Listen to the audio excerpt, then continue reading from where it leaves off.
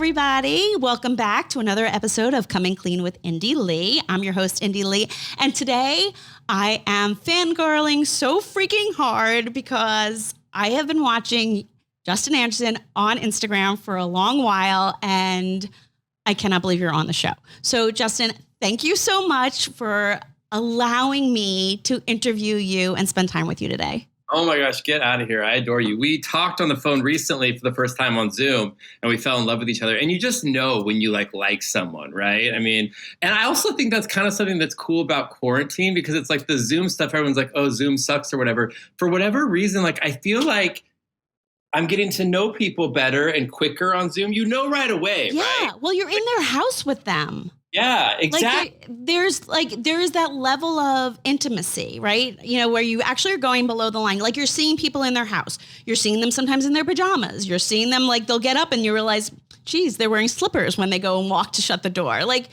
you're seeing their houses or their dogs or, you know, kids running in. And I think there's breaking down some barriers that people might have. And then you're more open to having these Zoom calls versus just what would normally be on a phone. You're like, hey, let's just Zoom. And I mean, I already knew I was in love with you because I've been following you. So I love it. I appreciate that. So, and I love how raw and honest you are. I mean, we'll go into that, I'm sure, but I always start with a couple of things. So first of all, this podcast is all about, you know, living your life fully, taking your purpose, your passion or your pain and turning it into your purpose. And really, how do people as founders typically stay present? So I like to start because I think in my experience, most people find their purpose, right, through that passion or pain point.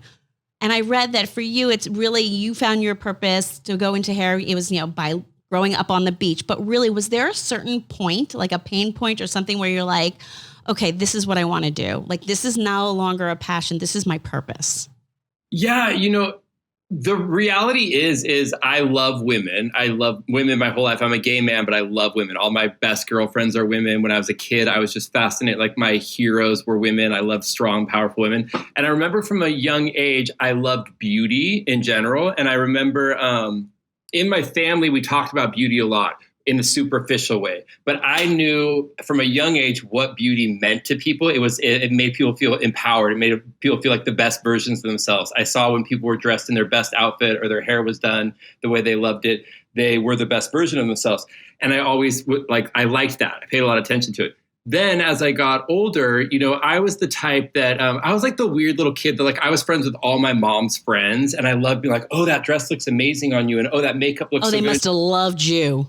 And I loved it. It was something, obviously I'm a little kid. I don't know how to try to schmooze. I wasn't trying to schmooze people. I just I loved women when they would smile and they'd like, oh, you got to wear that and do that, whatever. So I've always loved it. So as I got older and I started thinking, I knew I wanted to do hair, but I was afraid to tell my family that I wanted to drop out of college and go to beauty school. I was like, I cannot tell my parents that I'm going to drop out of college because that's going to mean I'm coming out of the closet. They're gonna be like, wait, are you gay? You know, so I was afraid of that. So, but when I went to do it, the real reason is because I like making people feel beautiful. I like the connection of being in the chair as a hair colorist. You know, I always was like, that'd be so cool to just sit with a person and really connect and talk to them. I like deep. Well, my colorist is like a therapist. Yeah, they are.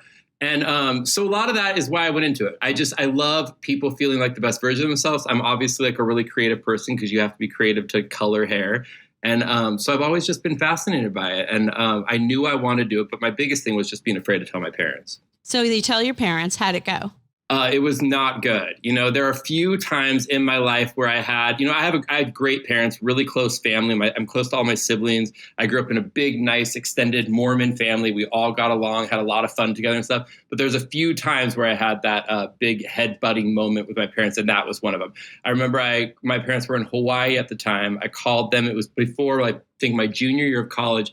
And I was like, hey, you guys, I'm going to go to beauty school. I'm going to drop out of college. And my mom lost it. She was so upset. And she was saying things like, you know, that's a hobby. That's not a career. You're going to be sick of doing it after a few years. I think it's really stupid of you to want to drop out of college and go do that. But I knew in my heart that I really wanted to do it. And I'm one of those people, too. If somebody tells me not to do something, I'm going to go above and beyond to be the absolute best at it. So I was like, you nailed it, sweetheart. I mean, I have that in me since I was a kid. My parents remember it. If they told me I couldn't do something, I would make sure to do it. And not in a way of like, I don't love the FU of it to be like, screw you, look, I did it. If somebody tells me I can't, I'm like, oh, then I really want to do this, you know? Right. I mean, by all imagination, you've nailed it. I mean, you are basically the colorist to the stars. I mean, your roster is ridiculous, but that doesn't come because of that. That comes from, you're an artist. Right. You're not yes, you're a colorist, but you are truly an artist. For someone to be able to look at the way light hits other people's hair and understand people's hair texture, etc., and their face framing and and say, okay, this is what we need to do. And then mixing to get that perfect light, right, and depth, that's art. No, there is definitely an art to it, and I have it in me. But I think the thing that you need in the hair world to be successful is you have to really care. Like, I genuinely care what my client's hair looks like, because at the end of the day, when you're doing, when I was in the salon and I was doing 25 heads a day, with base colors, highlights, and I had 4 assistants, and we were just like banging out hair. I still cared every person that sat in my chair because I love it so much. So a big part of it is also that you have to care. You have to be patient. But as I was getting towards the end of my salon days, because now I really just work on some of my favorite big celebrities that I love, but my main focus is obviously dpHue, the hair brand. But towards the end of it, when I was doing all those clients, I was finding that I wasn't doing as good of a job. I was feeling rushed. And that's when I was like, okay, I've got to shake this up. I can't be doing a half-assed job at this, Yeah. And then was that when you realized that you wanted to really create something so that every woman or man can do this to some extent for themselves? I mean, obviously dpHue, which by the way, I did my ACV scrub this morning. Then I did my mask. I used the gloss. I mean, I'm fully stocked on dpHue. But you really are giving people a way to really extend that experience too, while taking care of their hair. Was that always like, you knew that's what you wanted to do? You wanted to create a product? Well, when I was a little kid, I remember I used to watch the Home Shopping Network all the time. And I remember I would weirdly watch it all the time. Like a little that is strange, Justin. Yeah, like a little 8-year-old boy watching the Home Shopping Network. And I thought it was fabulous that these people were so passionate about their product. And I always was like, I want a product of my own, not knowing what it was going to be, because at that time I didn't know that I was actually going to do hair. So yes, when I went into doing hair, I was like, I absolutely want to have my own products that I'm passionate about. And so yes, at a certain point, about 8 years ago now, I met Donna Pollad, my partner. dpHue was already existing. It was pop-up salons where you could go in, get your hair color done, but they'd also give you take-home kits that you could touch up your roots at home. And Donna and I met, and we totally hit it off. I love her. She's a good friend of mine. And she was like, "Do you want to partner? I want to expand this business. And we kind of together were like, I was telling her, I was like, there's so many things that people can do at home to keep their color looking fabulous in between going back to the salon, right? So it's like you leave the salon, your hair color is gorgeous. 2 weeks later, it's not as bright. It's a little bit dull, So I was like, there's so many things that people can do at home, and there's so many products that can be created to take care of that hair color in between the salon visits. So that's really the direction that we went down. And now all of our products have a purpose. From all the years of me being with women in the chair, I hear all the complaints about hair color, right? Like everything. Oh, I can only imagine. Yeah, how long were you working in the salon? I just turned 40 this year, and I started doing hair when I was like 21. So that's 19 years, right? Yeah, that's I didn't graduate college, so I don't know. I got to get my calculator out for that. No, like 19 years. I mean, I was doing hair I was in the salon for like 18 years. And I hear all the complaints. I know what happens to hair color when you leave. If you leave the salon with really bright blonde highlights, even things like washing your hair in your shower at home, there's hard water, green in the water. It dulls down the bright blonde. So there's things that you can do at home. Can you come out with something for that? That's the one we just came out with, the brightening powder. It does the chelate, whatever it is? Yeah, it's a chelator. It pulls anything that lives on your bright hair. It pulls it off. And it's shocking. Like, this is a product where it's like, we've been talking about this for years, because obviously, like, I've done so many famous blondes over the years, so I'm known for blonde, right? Everyone's you're definitely the blonde guy. Yeah, which I do all colors, but the blondes are what everyone knows. So I've been wanting to create this product for years, and that's exactly what it does. It pulls all of that off at home in between salon visits, And, all my celebrity clients, like if I color Jennifer Aniston's hair and then she goes and she films for 3 months, I don't know what products they're using on her hair. By the time she comes back to me or the time I fly to wherever she's filming and I see her hair color's changed because the products they've been using, or she's living in a different city and the hard water in the shower at the hotel that she's staying at messes with it. So this is a product that people can travel with, and it literally pulls all that off. And our before and afters are shocking. Like, it's unbelievable how much it works. Like, I didn't even realize that was the chelator. So I'm really excited because I live up in Westchester in New York, and we do have hard water. And and even though I have a water softener and all those things, it's an issue. But even so, I mean, prior to COVID, I was on the road 2 weeks out of a month, and all the different hotels, and it would do a job on my hair. It like does. Truly. Yeah. Another thing that a lot of people don't think about is think about just what's in the air, pollution. Like if you live in New York City, imagine to the choir, my friend. Imagine if you wore that white shirt in New York City every day, like you wear your bright hair every single day. It gathers things, and then you get the hard water on top of it. So your hair has all this crap living on it. So that's what it does. I say the same thing about people with skincare, right? So I say, okay. They're like, well, I don't need to wash that much because I don't wear foundation. I said, okay, great. You're in Manhattan. When you come home, do me a favor, take a white cotton pad, take the toner, swipe it on your face. You tell me what color it is. And they're like, oh, I'm like, exactly. It's wild. Same thing. Yeah, totally the same thing. It is. It's so interesting. Okay. So you decide you're going to do this with Donna. And then what year was that you guys partnered? We were just talking about that the other day, but it was about 8 years ago. Oh, yeah. It was about 7 years ago that we really kind of came together.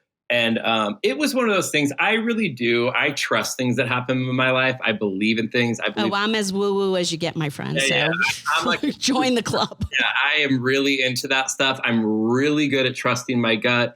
And I met Donna. And this is at a time, okay, so I'm working on all these massive celebrities, right? Jennifer Aniston, Gwyneth Paltrow, Margot Robbie. So there's all these different brands who were coming to me at the time, big brands saying, hey, we want you to be an ambassador for our brand. We want you to talk about our products and we'll pay you these crazy amounts of money. But I always knew, I was like, no, I want my own thing, something that I'm passionate about, or exactly what I'm in now, partnering up with Donna. And so when I met Donna, we went to dinner that first night, and I just knew right away, we speak the same way. She's an angel from Minneapolis, like the nicest person ever. Right away, like I met her family. I had already known her stepson, Charlie. That's how we got introduced. So it was just one of those things where I'm like, this is it. Like I knew right away. And when she was explaining the business, I could see like the passion and the excitement that she had for it. And that means everything to me. I cannot be around people who are bored. I can't be around people who are bored by their job or just kind of like, oh, this is going to be great. Like or if people are saying things like, oh, we're going to make a shitload of money. This is what's going to happen. Like they don't understand the amount of fucking hard work, pardon my French, that goes into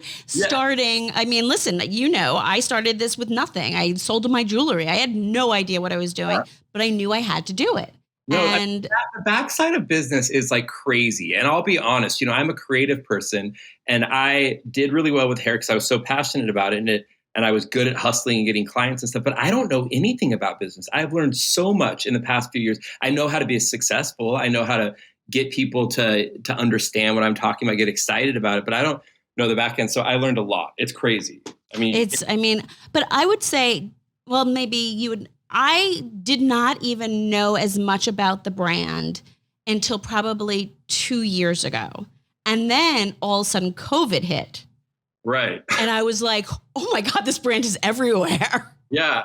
We'd been at it for a while, and we were like making really amazing products and whatnot. And a few years ago, we opened this space in Beverly Hills called the dpHue house, where we'd have all these like influencers come in, reality TV stars, and then some of my big A-list celebrities were coming in there. I'd do their hair. I'd introduce them to the products. So we got the awareness from the dpHue, the space, right? Mm-hmm. And then it just really started to grow. I went on to a reality show, so that gave me more exposure. And so things were really happening. We were like, okay, cool. It's going, like the ball is rolling, like whatever. And then all of a sudden COVID hit, and we were like, what the heck? But all of our products do exactly that. If you want to take care of your hair at home and not have to be in a salon, it was that. So to be completely transparent, our business took off when COVID hit. I remember like all of a sudden, I'd already known about the brand. And then COVID hit and I'm like, oh my God, I got to do something. Like I'm not going to see my colorist. I'm not going into the city right now. And I'm like, wait, I can use the dpHue. Wait, so I used the gloss, right? And then a friend of mine said, oh, they have like a highlighter pencil too. Cause I love my highlights. And I was like, oh, I never even thought about that. I just wanted to make sure I kept some level of blonde in my hair. Yeah. And I mean, it was a game changer for me to try to keep my hair to be somewhat bright when I was going close to a year, maybe even a little more between when I had been able to get my color again. Right. And I was like, holy mackerel. And then everywhere I saw, it was like dpHue, dpHue, dpHue. And then I was like, okay, COVID absolutely transformed part of this business because this is what people are looking for. And people are lazy. And so if they don't have to do it, they might go to their colorist a little bit more often as they're like noticing, but now they can't. Mm-hmm. So how are they going to keep their hair looking great for Zooms? Because despite not going out, we were more visible than we ever were. Right. And I think exactly. It's so true. Yeah, we really, really were. I feel like I've been in front of way more people than I ever would have been in my normal life. I mean, I'm doing Zoom, social media way more. So yeah, I mean, that's the thing. My thing as a hair colorist though, like I always believe people should go back to the salon to kind of get their look set. And of course you get your roots touched up. But my whole purpose for all of this is there absolutely are amazing, quick, easy ways to make your hair color look fantastic at home to kind of extend when you go back to the salon, but to just make the color look good all the time. And I felt like no one was really talking about that. And that was something about the hair industry that kind of bothered me as a colorist is I felt like we know these things as a colorist. We know things that people can gloss their hair at home. I don't need to charge a crap load of money and make someone come all the way back to the salon. It's a time thing too for a lot of people, right? You don't want to be in the salon 100%. But you can absolutely gloss your hair at home. If you have gray roots that come in I had clients who after 9 days after being in the salon, they'd already have gray roots coming in because their hair grows fast or their gray is really intense. And you can absolutely cover your grays at home until you go back to see your colorist. And so I felt like that needed to be known a lot. No, I think that's why you're so successful is because you're being honest about it. Right? Yeah. And it's not taking away from the salon. People will always go back to the salon. You need that. Because I have to go see my therapist every, The therapist come on. Also to kind of set the look, to make everything's on track and whatnot. But I also change during like when it's winter, I go a little bit darker, but as it comes a little, as it gets springtime, I'm like, okay, like let's brighten up in here just because the weather and you feel good. But let's face it, that's what I think a lot of hair is about. I mean, you think about whatever the cliche is, having a good hair day. You have a good hair day, you feel freaking good. Yeah, you're like, put me on anything you need me to do. I'll get on Instagram all day long if you want me to. I'm going on lives, whoever will talk to me. But it's so true. And so much of your self-esteem is so often tied to either a good hair day or a good skin day. Absolutely. I mean, I remember being a little kid and I would not go to school if I didn't like my hair. So hair is important. You feel so confident. I mean, it's just a real thing if we're having a good hair day. So yeah, it's so true. One of the things that I wanted to also delve into, which is what I really was drawn to with you, is watching your stories, right? So, okay, we talked about dpHue, we talked about the color, but there's you, Justin, right? You are so real. You're unapologetically genuine. And what I think is magical is you're also accessible. Like you are having conversations with all of your followers and remembering people and saying, yeah, when you talked to me about this yesterday, it's unbelievable. And you talk about other indie brands, you raise other people up. And what is interesting about you that I don't see in a lot of other people is you're always asking for people for their advice and wanting them to be heard. But then you actually listen and then you show up and you show them what you got based upon their advice. Thank you. As somebody who watches you, thank you for being so honest. Thank you for being so genuine. It is something that is so refreshing. I don't know how you do it though. I really appreciate you saying that. Like, I appreciate you saying that a lot because it is something that I take seriously. And I'm going to be really honest. I enjoy social media. And I think that we should, if we're on social media, we should enjoy it. And if we don't, we shouldn't be on it. And it always kind of bothered me when I would see people who would have like a following and they wouldn't talk to their audience, or I'd see like comments where it was a lot of questions and the person would never respond. And I felt like social media for a while became just a platform for people to show off. And I understand that if that's, some people want all these perfectly filtered pictures and they always want to look like their absolute best. And it's just like this glossy version of their life. I never related to that. So I, at an early point in Instagram, was like, I don't want to do any of that kind of stuff. I just want to talk and I want to have fun with people. I want to make them laugh. I want them to make me laugh, whatever. And so it is something that I think about all the time, but I don't have like a plan for it. I just, when I go on it, I'm myself and I have fun with it. So I appreciate you saying that, because sometimes I'm like, do people not get, or do they think that it's a shtick? Do they think that like no this personality I'm trying to put on? Because it's like, you would be exhausted. I mean, you're probably exhausted anyway, but you're consistent. right. And what I noticed about you is there's a tenderness. There truly is. And You're making me feel so good right now. I love you so much, because it's like you're saying the right, really nice words, and I'm good. I want to have that. No, you see it. You absolutely see that tenderness and that deep love for others, right? Mm-hmm. Whether it's someone who you're connecting with on social media or your family and your friends, you show up for people. And from what I see, you show up for people who you don't even necessarily know you, by answering questions, by going into DMs. And what I also love is you don't put up with the bullshit either. No way. Because I like it so much. I don't want it to become a place that feels negative to me.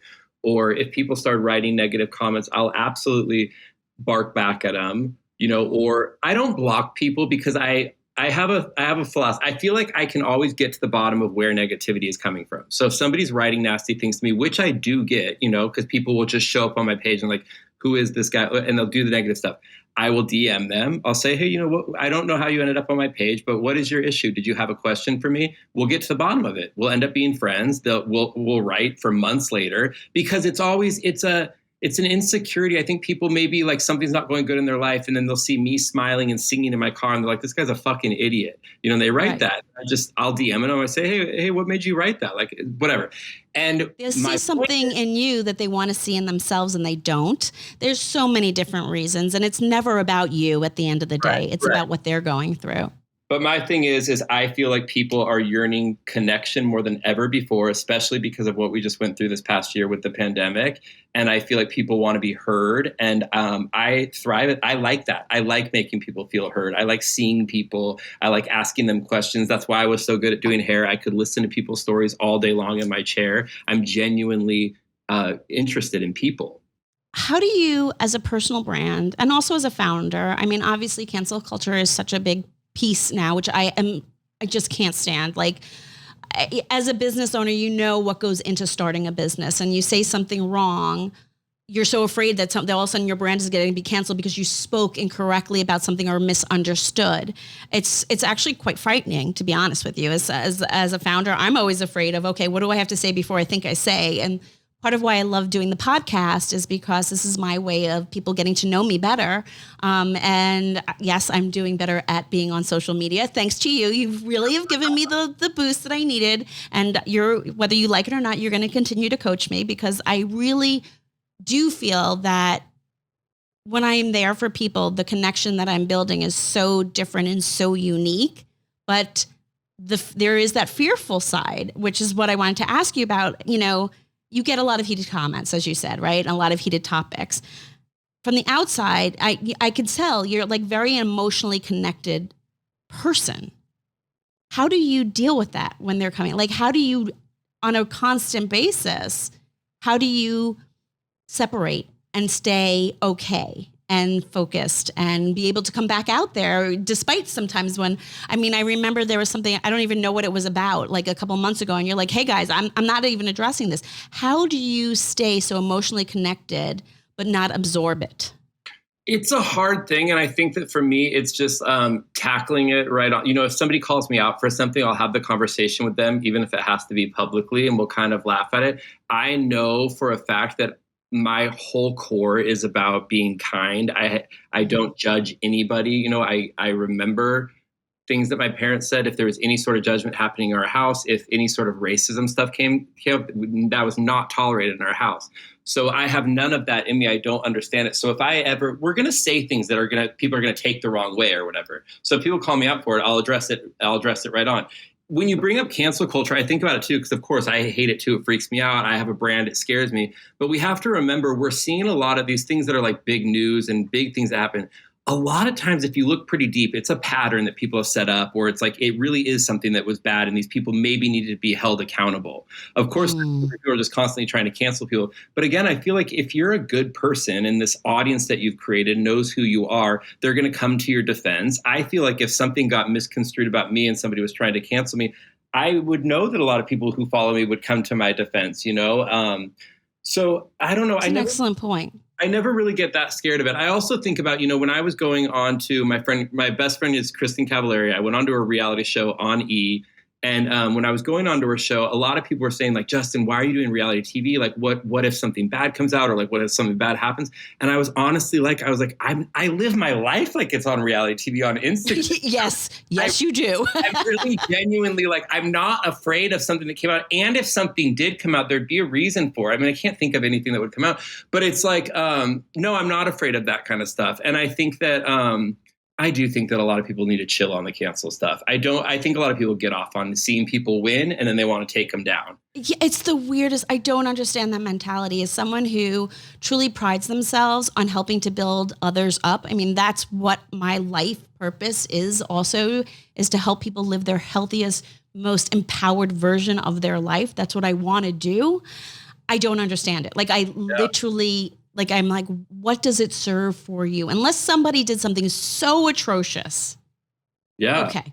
Exactly. But most times things are taken out of context and it gets really, really scary. Yeah. And I'm with you. I live for building people up. I think that there's nothing more rewarding than seeing people around you win. I know for me, you talk about social media, like when I find products that I love, I talk about them. And I remember the first time, because people would always be like, oh, Justin, like you're an influencer now. I'm like, please don't say that. I hate that word, because I always associated that with like maybe girls who were doing those super like posy photos. Yes.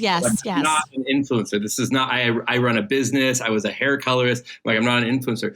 But I remember at the beginning of quarantine, I shouted out, I was just talking about it because I talk about everything on Instagram, but I was talking about my favorite laundry detergent, and I was just talking about the brand or whatever. And then the owner of the brand ended up reaching out to me a few days later, and she was like, Justin, that was insane what happened to my product. She's like, Oprah's talked about it. Kim Kardashian's talked about my laundry. And she's like, I've never seen it like that. She's like, I got sold out of all of our products, whatever. And I'm not building myself up, but that was the moment where I was like, oh, wow, people listen to me. You know what I mean? And that's the difference between influencers for the sake of just being able to do what you're saying. Right. It's and not people a job. Like, this is right, not exactly. It's not my job to do that. I like to share things. I also lived when I was doing hair in the salon, I got to sit with Jennifer Aniston or Gwyneth Paltrow and talk about skincare with them. So then I was like, we were sharing things. They're asking me, oh, what are your other clients using? What are the cool new things? We're talking about fashion. I like that shareable stuff. I like when you find a really cool product you're passionate about. I want everyone to know about it. But then on top of it, now that I'm a small business owner, I understand what that does for a brand when people are they're excited. And so it's like, I love doing that for other people. When I like something, I want everyone to know. I hate when those people are like, oh, I love this thing. I don't want it to sell out, so I'm never going to tell anyone about it. Or when someone goes, oh, I really love your outfit. Where'd you get it? And you don't want to tell them where you got the outfit from. Like, who cares? You're not going to have chances of you wearing it on the same day. I used to have clients. I would have clients who would be in my chair and they were like, oh, all my friends ask me who colors my hair, but I'm not going to tell them because I don't want you to be too busy for me. And I was like, what a shitty thing to say. I mean, I know. Yes, but I never understood that. I really don't. Oh, I love your shoe. Who makes it? I don't know. Well, step ahead of it so I can take a look at the freaking shoe. Like, come on, give me a break. It just, and by the way, they're the same people who were carrying the same never full, Louis Vuitton bag. So we know what that is. So, come on, please. It's absolutely insane. And I'm the same with you. My hope is that I can continue to build my own personal platform to raise other people up and to help them make, decisions or help them realizing that, maybe it's not even as much products, but you now knowing what I've gone through and lived through and saying, sometimes the world gives you lemons, right? You have the opportunity to make limoncello. And if I can help people make some limoncello in their life out of really shitty, terrible, dire circumstances, I live for a reason. Absolutely. And that's what I love about what you're doing is really sharing, but opening up and letting people know how real you are. I'm in awe of what you've done, and how much you allow people to come into your life. It's really beautiful, Justin. Just so you know, as a fellow brand founder, you are someone who I look up to and how you do it. Oh my God, I really, really appreciate that. I appreciate that so much. But let me tell you, the fact that you're even talking about this, that is your calling then. I think when you're talking to your audience in the way that you say you want to and everything, just start doing it and have a relationship with these people, whether it's 300 people or 300,000 people, just talk to them, communicate with them, and it's just as easy as that. I don't know. It's interesting. Yeah, no, and the more I do it, the more people are like, "Oh, I love that you're doing it." I'm like, "Oh, it's that insecurity." We all have it, and I'm not it is a thing. I've always been like that. When I was a kid, I used to go around talking to everybody. I asked a lot of questions. As an adult, I've always been that way. So I'm not saying anyone can do it, because some people aren't very social or whatever it is. But the fact that you are interested in it and that you're talking about it, I'm passionate about it. I'm passionate about it. It's so funny. I'll do it on my brand page, but then I want to go on my own page. I'm like, I know, it's so funny. It's so okay. So when I do Instagram stories, I literally in my head am thinking that I'm talking to my 5 best friends, So it's really, that's really why I'm not holding back at all. And then every once in a while, how you can go on to your Instagram stories and you look at the views.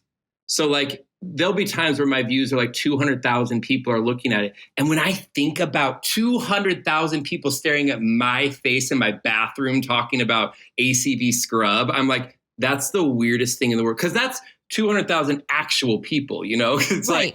It's not.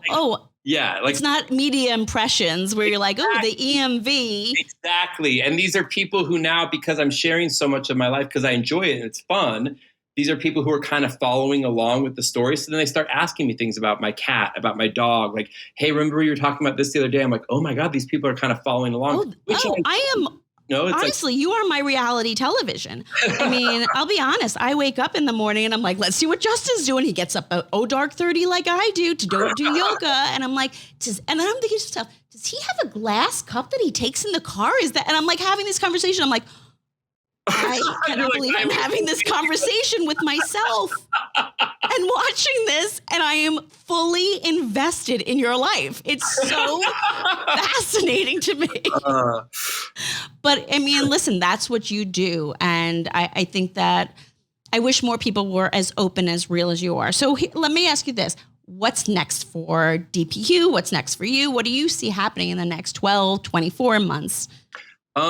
We have really cool products coming out that I'm super excited about. Now's the part of the brand, we got all of our amazing stuff up front, things that you need in a hair care brand. And now we're really doing specialty products, things that we've been talking about for a long time. So I'm super pumped about all the things that are coming out in the future. So I can't wait for that.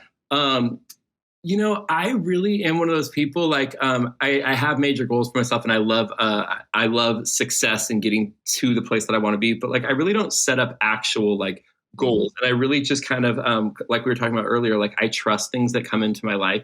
I didn't know I was going to be on a reality show a year ago, and it was the best experience ever. I had so much fun with it. It got me. How many people say that? A lot. No, not many people do.